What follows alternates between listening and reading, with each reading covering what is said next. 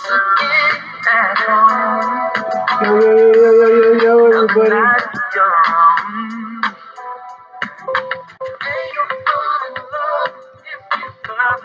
Gabriel here. I have something that I wanted to share with you guys here in a second. I was going through my files that I keep on in the bedroom here and came across some things that are no longer relevant but are still pretty interesting to look at. And I wanted to review those with you guys, give you a history on that stuff. That way I can get rid of it. I'm not going to get rid of it now, but in the future, should the file get thrown away or whatever, we'll still have record of it here and a detailed discussion. So I thought it would be a good idea to do that.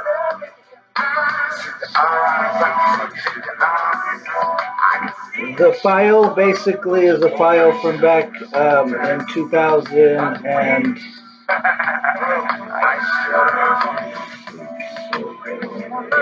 2006, somewhere around that time frame.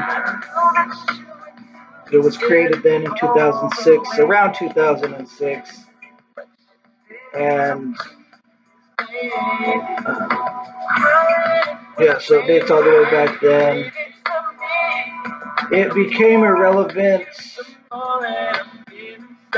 basically in 2012 is when it became irrelevant. And so that tells you, I've held on to this file for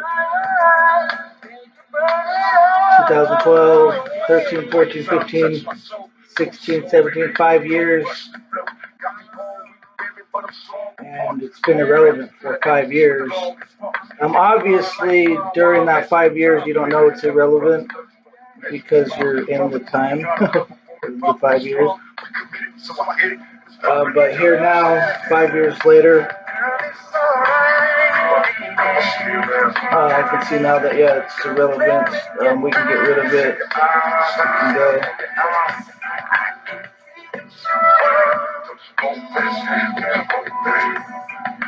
And basically, I wasn't going to post anything on here, just like I mentioned before. But this idea popped up in my head, and so because of that, I decided to post this. But even now, I still don't have any plans to post anything on, here on YouTube. Just this video. I might do some videos, more videos on my bills, on my files for bills. I'm pretty sure we'll do that. So other than that, there's no plans for videos on YouTube. But like I said, I don't have any plans to do anything on here because I view it as bad to do it, to post videos on here. But this is a good idea. It's a good thing. It's a good thing.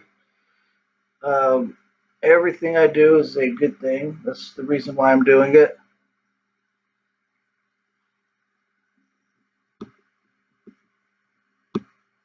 And so in the last video was a video about It was a rap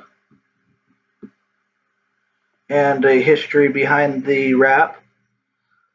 All my raps come about from attacks, ideas in my head. I don't want these ideas in my head. And obviously the ideas popped up in my head. And so that's how the raps came about. I don't want those ideas. They're weak ideas. My voice is way stronger on the microphone or off the microphone. It don't matter. So I view it as a bad thing, but I was being attacked. So when you're attacked and you're forced to do something, you have to do it. Same thing with this. I'm forced to do this. I don't want to do this. But doesn't mean that it's not a good idea. Doesn't mean it's not a good idea.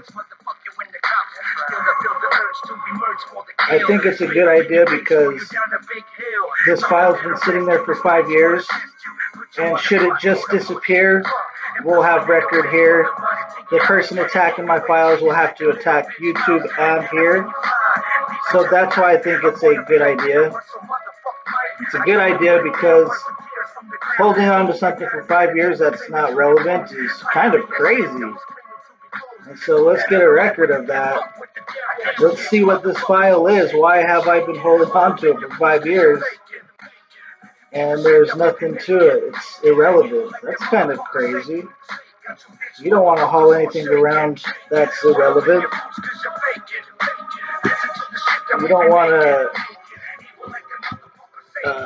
what is it called, hoard stuff. Hoarding is bad, so, and you can see, yeah, that's hoarding. 5 years, this thing's been irrelevant. It's absolutely crazy.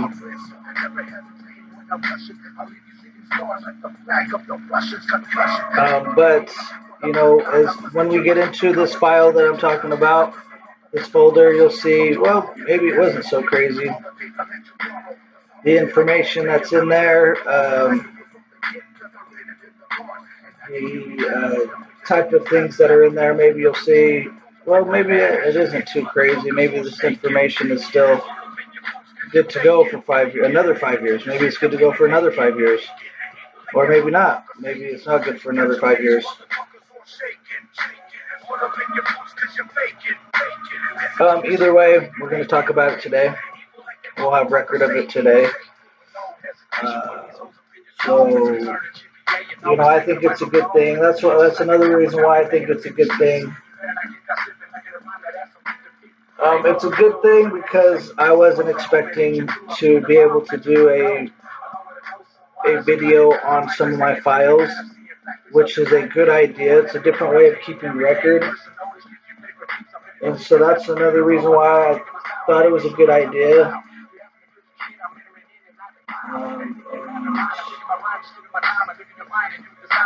So it's an interesting way to keep record. We'll see how it works. I know it'll work good. So you know, that's the reason why I'm doing it, because I know it'll work good. It's a good way to keep track of your files, on a video, by talking about it, talking about your files, talking about all that stuff. It's going to be good to go.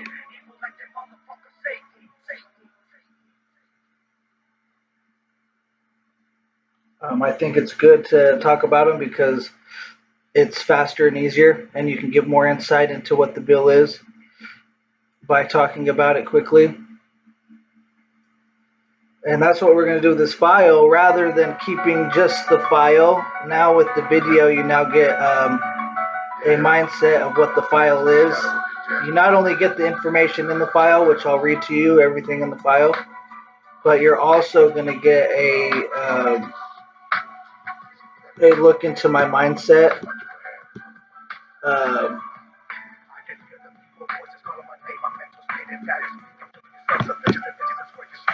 Behind the file. What was he thinking? What's the big deal about this stuff? So you get a little bit of commentary on that and all that. So let me grab the file. Let me grab the folder so we can see what it is.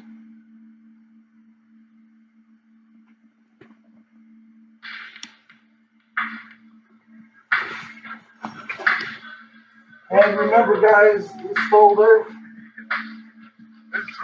I want to get rid of this folder. I don't need this folder. I just don't know how to get rid of it yet, and I don't really care to think about it. It's not a big deal to me. I don't care if I'm a hypocrite. You know, I don't care if yesterday I said YouTube is bad and I'm on here today. I don't care about none of that. All of that's true. Everything I said yesterday is true. I don't care if yesterday I was saying I would never post anything on here and I am today. I don't care about none of that stuff. And I don't care if I said I'm going to keep this folder forever and I get rid of it today. And the mindset that I have will tell you that this is true because this folder appears to be a very important folder, career and academic slash scholarship folder. Yet I don't care two bits about this, whether I get rid of it today or in 5 years from now. So that will give you some truth into the inside that I don't care if I'm a hypocrite. I don't care. I do not care.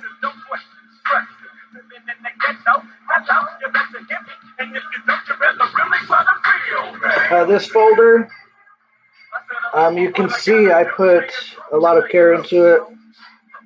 You know, I made a title page for it. I didn't just throw stuff into a file and keep it on deck.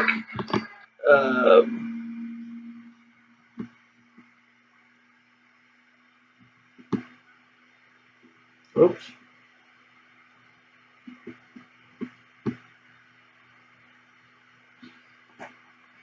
Sorry, that music was getting annoying.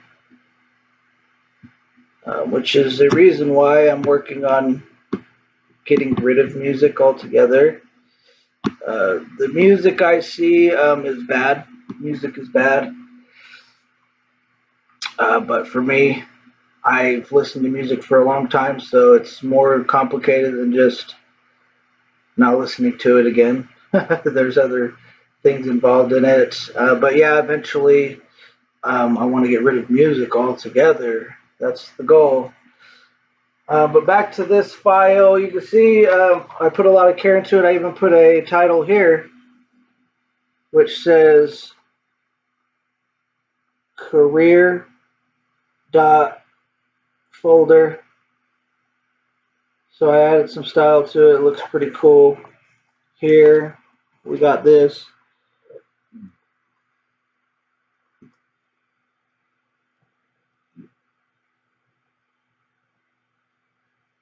Career and academic slash scholarship folder. So basically at the time of making this, I was looking far into the future, what my career, based on my path at the time back in 2006, what my career would look like, the path. I was looking at all that. Where would I be? Where did I want to go? Based off of what I was doing, looks like that career mindset hinged on academic slash scholarship stuff. So that was originally it was just career folder, and then it looks like later on down the line, I found out that in order to achieve my career goals would require an academic side and a scholarship side as well. Academic means not schoolwork, but the bureaucratic side of getting into school.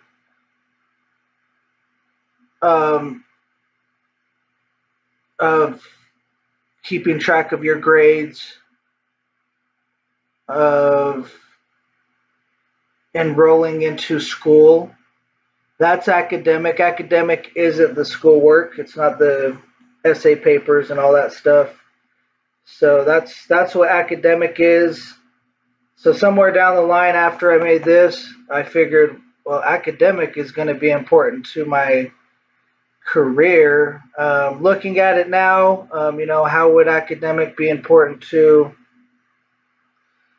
career? Well, academic side is proof that I've been through the bureaucratic side. I've navigated the bureaucratic side of things. And whether the career required bureaucratic stuff or not, it looks like I deemed that it would. So it looks like the job that I wanted to do was going to involve bureaucratic processes. And so this would be proof, a picture of me navigating the bureaucratic side of a certain area, in this case, school, college, and I even named it academic. That's what academic is. So academic is not schoolwork, it's the bureaucratic side of things in school, academic. That's what academic is. That's what I named it. I named it that. And then also scholarship. Scholarship is, uh, it's not, it's a broader term here in this case. Scholarship folder, career and academic slash scholarship folder. It looks like in this case, slash meant that the process of doing it was unknown at the time. The exact details of getting the scholarship, but is a part of the academic thing, but is not fully understood, but still is going to be a part of career first because it's academic, but second because scholarship is going to be related itself too as well to the career. So it looks like the job that I wanted was out of my reach, out of my income level, and would require a scholarship. As you guys know, pursuing a business, starting your own business is more than just getting business money. You have to have enough money to provide your pleasures, your food, your meal intake, travel, any desires that you want. The money has to cover all of that as well. Otherwise, scholarship money, business money to start your business is just going to be detrimental to you. It's just to cause damage to you. So I want you guys to realize that early. Starting a business, you need more than just the business costs. You need more than just the first 3 years of business costs. You need the cost to cover your food. What kind of things do you like? Do you like to have sex with a prostitute every week that costs $100? Is that something that you like to do? Your business costs have to cover that. Do you like to go on vacation once a year? Do you like to donate money to the church for kids? At least once a month, at least 10% of your income from before you got out of the military? Your business costs have to cover that. Otherwise, the money that you receive, otherwise what you're doing is just to cause damage to yourself. So I want you guys to realize that early and not wind up like me, starting these big, huge ventures that people know is going to end badly, but they don't give you no help. That's what I'm here for, to actually help you. Also to engage in war against these factors in society that did that, to eliminate them, make sure they're no longer breathing. That's what I'm doing here in the avenues in Avondale. That's just my job. So I really want to stress that fact, guys. Business costs involves yourself. You have to be able to function at the highest level. When are you the happiest? That's what a successful startup business is going to require. And your costs are always going to require that. Otherwise, you're just surviving. You're just hanging on, which, you know what, in this society, it looks like that's what these cats want. They just want a popsicle to suck on. All right, whatever. I can never die. Personally, I'm immortal. I'm never going to die. So if that's what they want, well, whatever. When they're dead and gone, I'll still be here.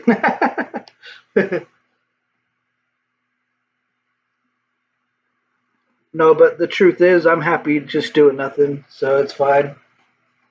When the time comes, if my assistance is required, wait, when I was trying to pursue all these things I really wanted to do, and I didn't know that, wow, you need more than just scholarship money. You need more than just business costs money. These costs actually have to be accounted for in your business startup. Doesn't mean I didn't make mistakes. Doesn't mean I didn't make mistakes. But what it means is I never received help from anybody yet. I had access to these things, access to these ideas. And now here I am with $0, 0 pennies. I don't have a penny to my name. No, seriously, I don't have one single penny in this room. I eliminated all the pennies. I got rid of all my pennies. Uh, but no, yeah, seriously, I don't have one single penny to my name right now. You know, so let's get into this folder. So now we see, okay, career and academic slash scholarship folder. We see all this stuff. We've discussed it. And we got a good grasp on it. Looks like, my main intent with this is I wanted a certain career. I saw a certain career that I wanted. That was this folder, and then boom. Well, this is how we're going to get there. This is the way that we're going to get there. This is what's required to get there. So it's more than just getting the career you want. Now you have to construct it. You now have to do all of the labor behind it in the sun, and then you go put on your suit and tie, and then you go achieve your stuff.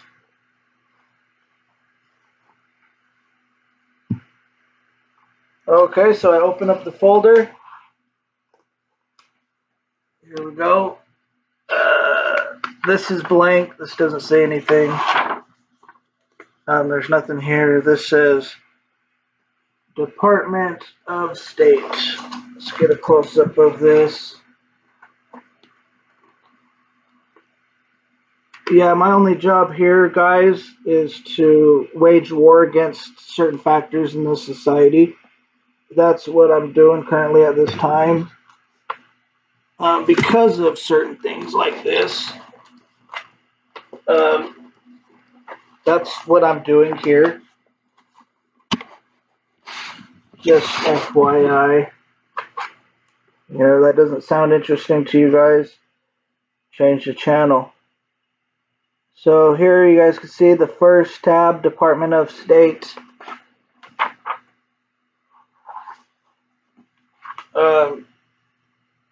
Looks like this is going to be Department of State.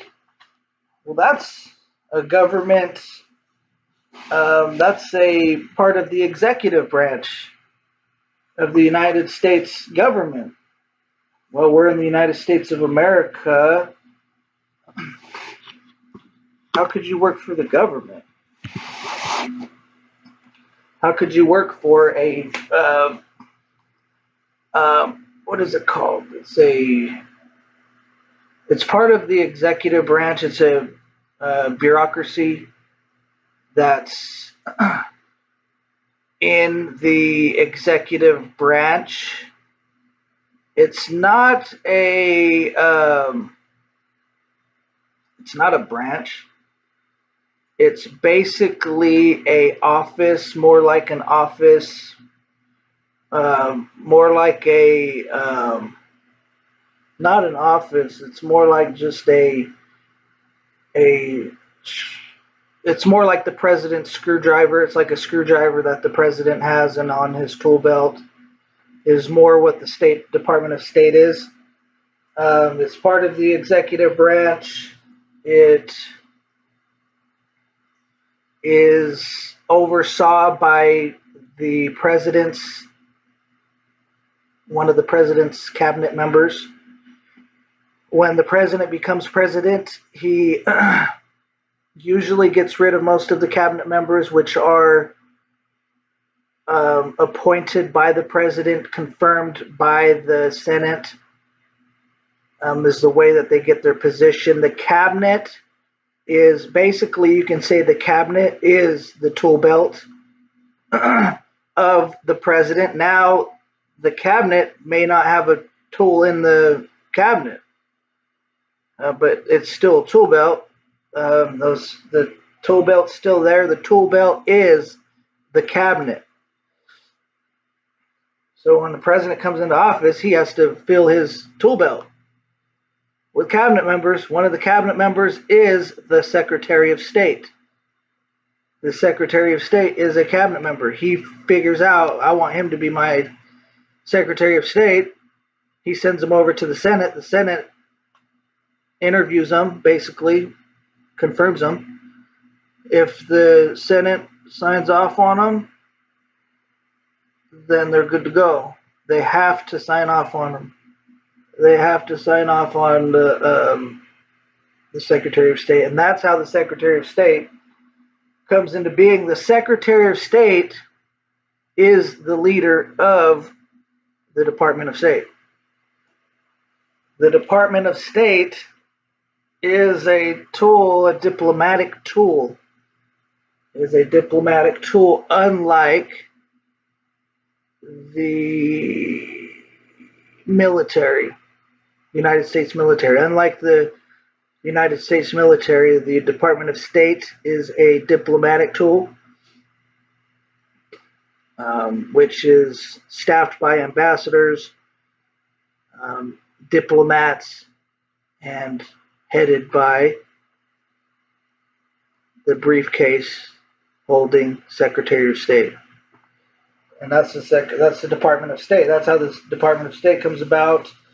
They do all the negotiations. They talk about treaties. They help people. They figure out who needs help. They're operating within countries legally in a legal fashion.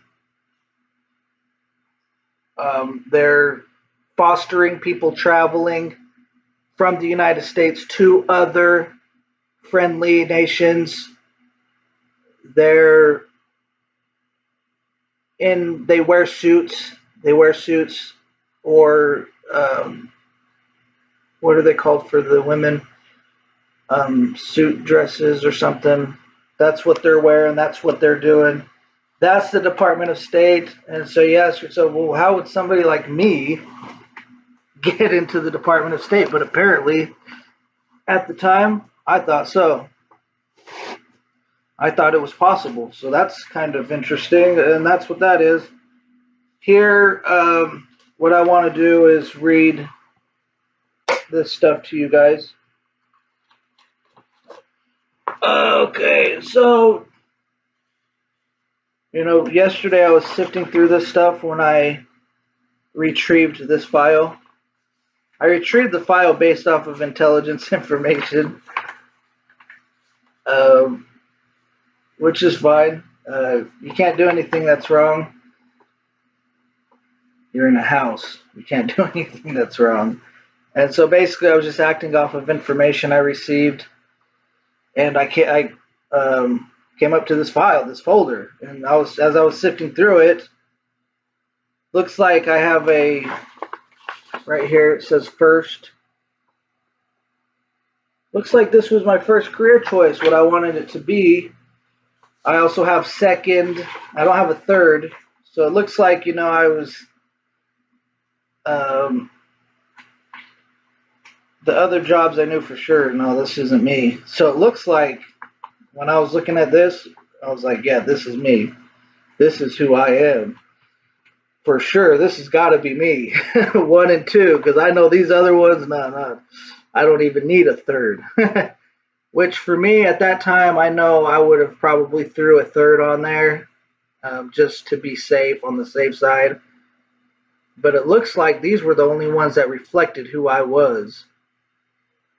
And so I kind of discounted myself in this case. So that's interesting to see. Looks like we have the overview of the job at the Department of State. Remember, I told you the Department of State is staffed by ambassadors, diplomats, headed by the briefcase holding Secretary of State.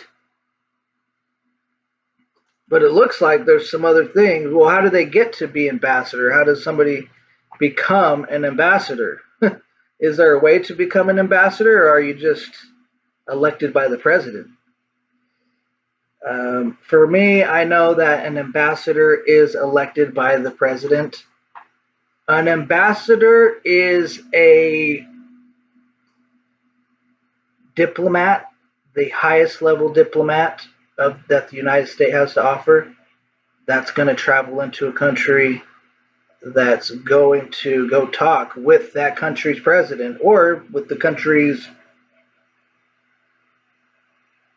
secretary of state or whatever to get going a treaty to discuss high level stuff, to discuss balancing the power of the world by allowing these other nations to receive your nuclear technology information, for example.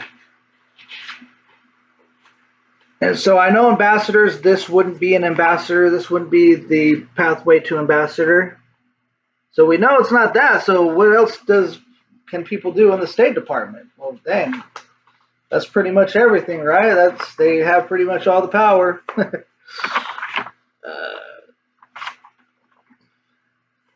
And the way I did this file was right here.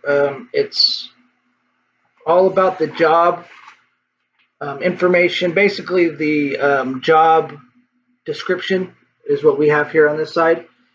I flipped through, I continued flipping through, and I came to a white page, as you'll see right here. Okay, here's job description, actually. Job description, job description, job description, the back of a white piece of paper. I divided this section into two parts, looks like. Flip it around. Here we have the specific process, how to do these things. Right here. Boom. This is the process. So these people don't tell you this stuff. They set you up for failure.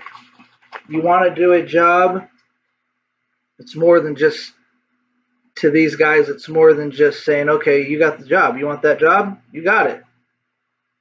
You're a human being, right? Yeah, you got it. This is what you do in this job. In my world, all people can do all jobs. So it's a matter of what does society need.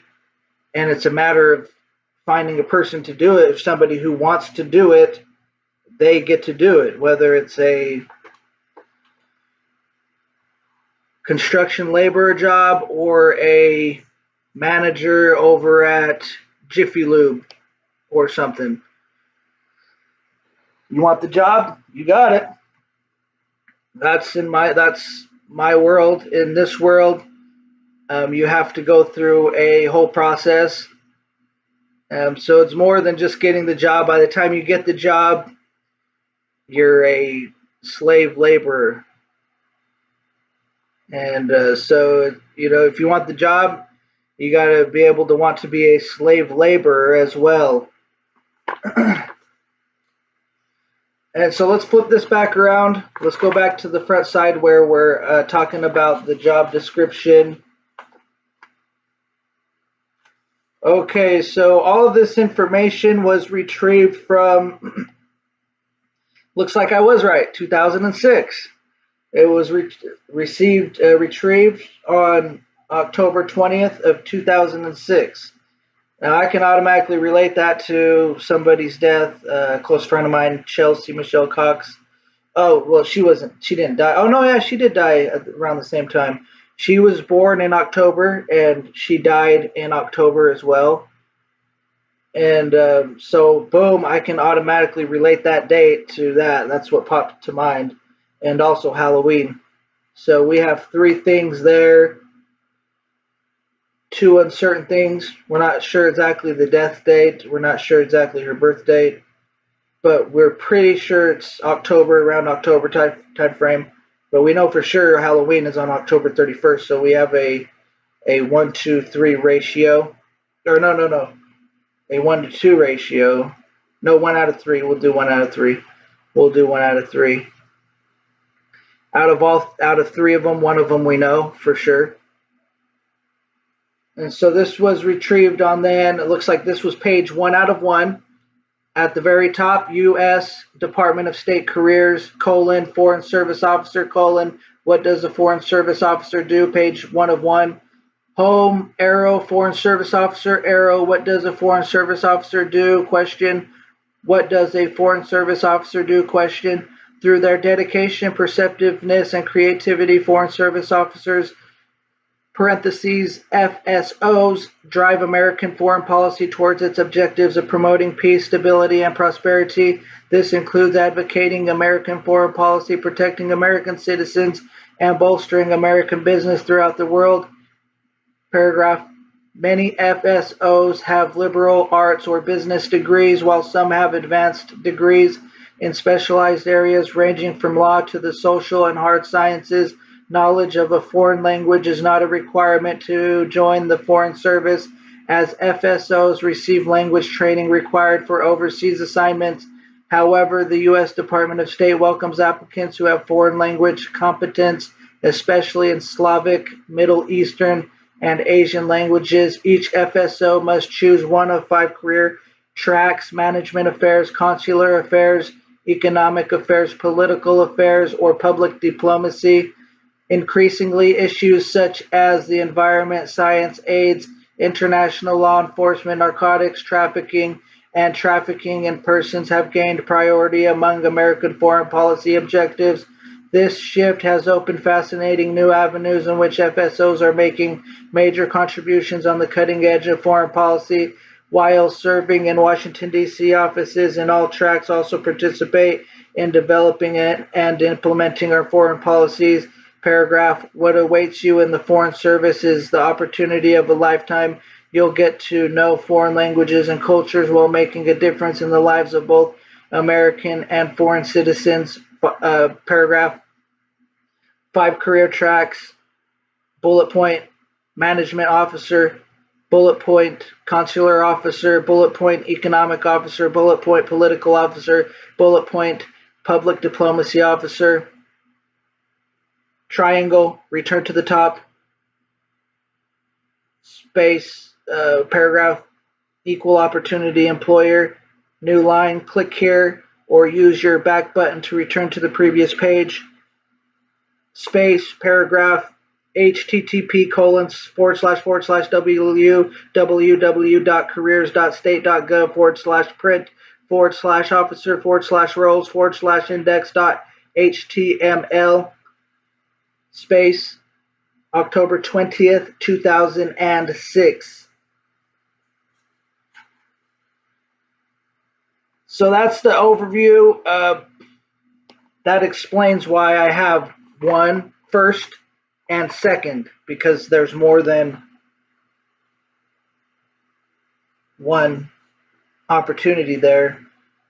What I liked about this is the fact that you get to work in different countries.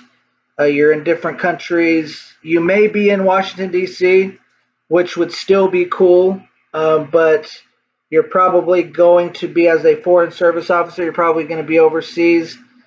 It sounded much like the military, the process, living overseas. You have to learn the culture. You have to be acquainted with certain things before you can actually go out and do this stuff. So it sounded much like the military to me. That's what I liked about this.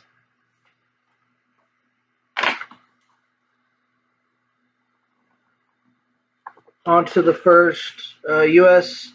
Department of State, foreign careers, foreign service officer, political officer, space, page 1 of 1, paragraph, home, arrow, foreign service officer, arrow, what does a foreign service officer do? Question, arrow, political officer, first, circle, political officer, a career. The career of a political officer lies in analyzing political events in the country or region of his or her post. Political officers are sensitive to political climates abroad and interpret events and situations as they relate to U.S. interests. They apply their expertise to the situations at hand, making recommendations on foreign policy. These members of the U.S. Foreign Service engage in negotiations, influence the judgments of decision makers, and advise on international affairs. Paragraph political officers, paragraph bullet point, develop a wide range of foreign contacts in and out of politics and government to advance U.S. political interests.